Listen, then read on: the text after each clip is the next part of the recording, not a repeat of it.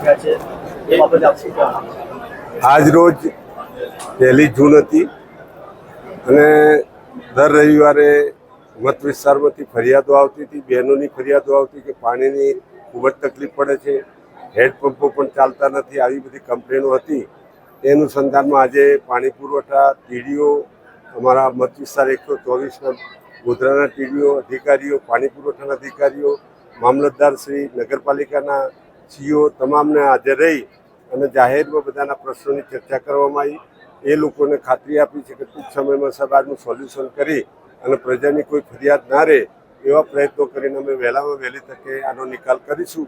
તો આજના દિવસ અમે બધાની સામે સરપંચ મિત્રો, અધિકારીઓ મિત્રોની સાથે ચર્ચા કરી, બધાને શું પ્રશ્નો છે એ પ્રશ્નોના અનુસંધાનમાં આજે બધાને બોલાવીને આપણે સૂચના આપી છે. તમામ અધિકારીઓને પણ સૂચના આપવામાં આવી છે અને જે લોકોની રજૂઆતો છે, શું પ્રશ્નો છે એ બધું પણ અધિકારીઓ રૂબરૂમાં, કાર્યપાલક ઇજનેરોની હાજરીમાં, ટીડીઓની હાજરીમાં, સીઓની હાજરીમાં, બધાની હાજરીમાં આ બધી રજૂઆતો થઈ છે. તો વહેલામાં વહેલી તકે પ્રશ્નો ઉકેલીને નિકાલ કરવામાં આવશે એવી ખાતરી આપી છે.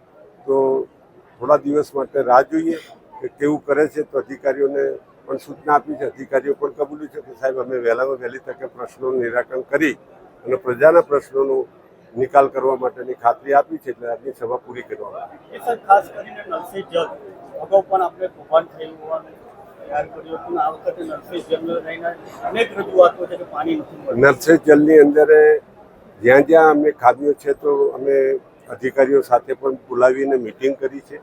જ્યાં જ્યાં કામ અધૂરા છે, એજન્સીઓ છોડીને જતી રહી છે, જે લોકોએ કામ નથી કર્યા તો એ લોકોને ફરીથી બોલાવીને જ્યાં જ્યાં બાકી રહેતા કામો હોય એ તમામ કામોને પૂર્ણ કરવા માટેની અધિકારીઓને પણ સૂચના આપી છે. અધિકારીઓ પણ સ્વીકાર્યું છે વહેલામાં વહેલી તકે નળ સે જલ યોજના હેઠળ જ્યાં જ્યાં કામ અધૂરા હશે, જ્યાં ખામી હશે તેને સુધારણા કરીને તમામ ગામોને પૂરતી પાણીની સુવિધા મળે એવી વ્યવસ્થા કરવાની એમને બાંયધરી આપી છે. એટલે વહેલામાં વહેલી તકે નળ સે જલની યોજના હેઠળ વાસ્મો દ્વારા સરકારશ્રી તરફથી છૂટ આપવામાં આવી છે કે જ્યાં જ્યાં જરૂરિયાત હોય તો તાત્કાલિક એનો નિકાલ કરવો. આ પ્રમાણે બધાને સૂચના પણ આપી છે અને સરકારશ્રી તરફથી પણ સૂચના છે.